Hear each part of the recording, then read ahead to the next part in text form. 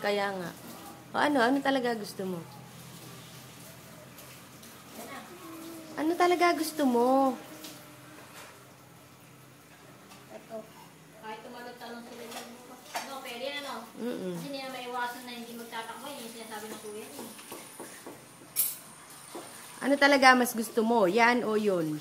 Yun! O, edi yun na lang ang sa'yo kung yun talaga gusto mo. Nakikipagpalit ang Kuya Miko mo. Kung mas gusto mo yan, edi... Dadalawang isip ka pa. Di yan na nga. Kasi pa si kuya. Ayan na. Magkasama naman kayo. Maghihiraman din kayo. Oo, yan na yun. Sa amin itong dalawa, tsaka sa akin din yung dalawa.